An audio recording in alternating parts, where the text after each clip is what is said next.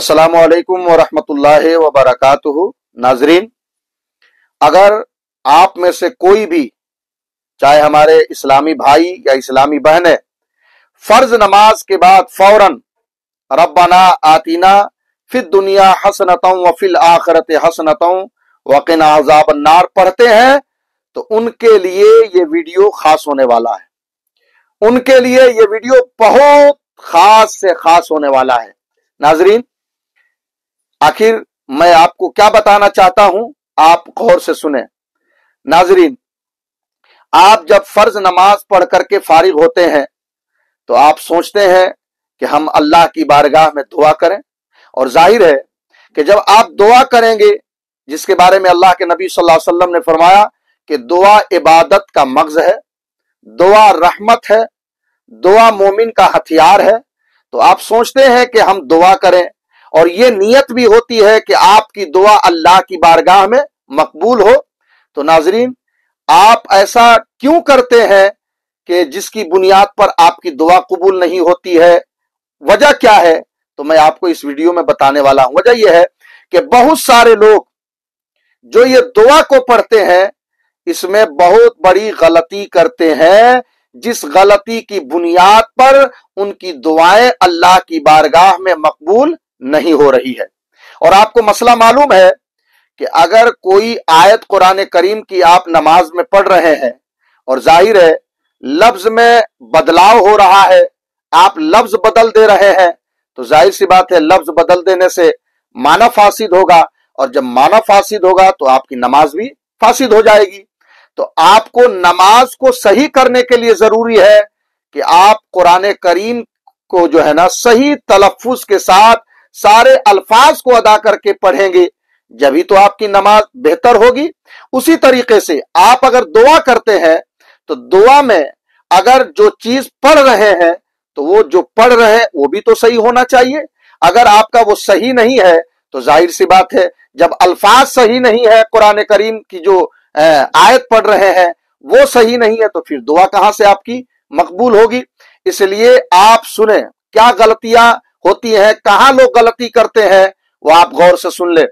जो है ना, आयत क्या है ये कुरान करीम की कि जिसको हमें नमाज के बाद पढ़ना चाहिए, वो ये है कि रब्बना आतीना फिद दुनिया हसनतों व फिल आखिरत हसनतों वक़िना अज़ाबन नार।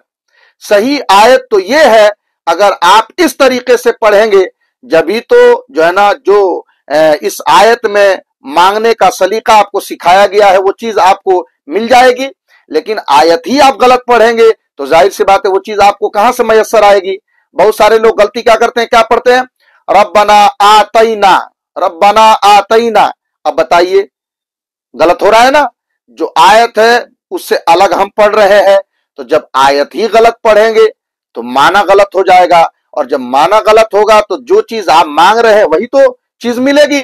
और सही पढ़ेंगे तो जो चीज मांगने के लिए इस आयत में फरमाया गया है, अल्लाह पाक अपने रहमो करम से वही चीज हमें अता फरमाएगा।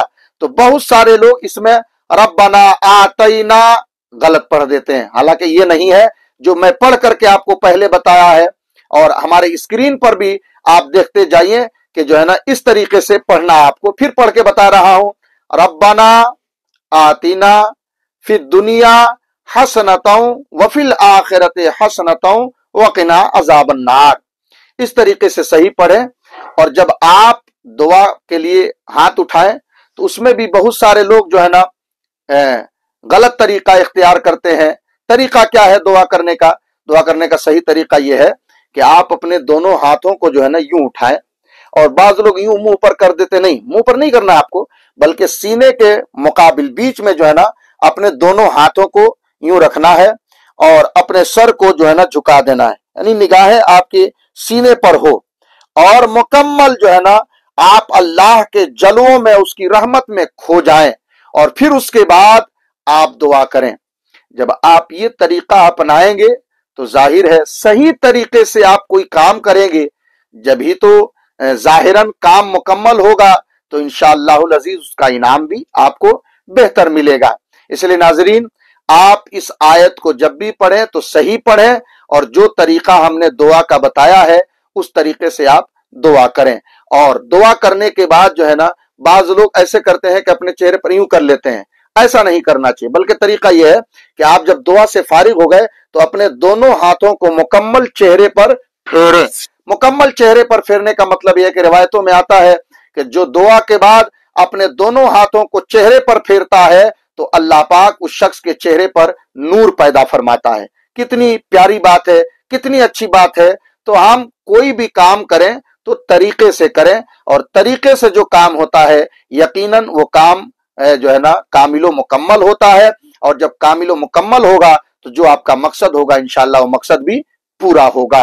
अल्लाह की बारगाह में दुआ है कि अल्लाह पाक हम सबको कुरान करीम की वो आयतें जो दुआ में शामिल है उसको सही पढ़ने की और सही तरीके से दुआ करने की अल्लाह पाक हम सबको तौफीक अता फरमाए, और हमारी दुआओं को अल्लाह पाक अपनी बारगाह में कबूल फरमाकर हमारी जायज हलाल मकसदों को पूरा फरमाए।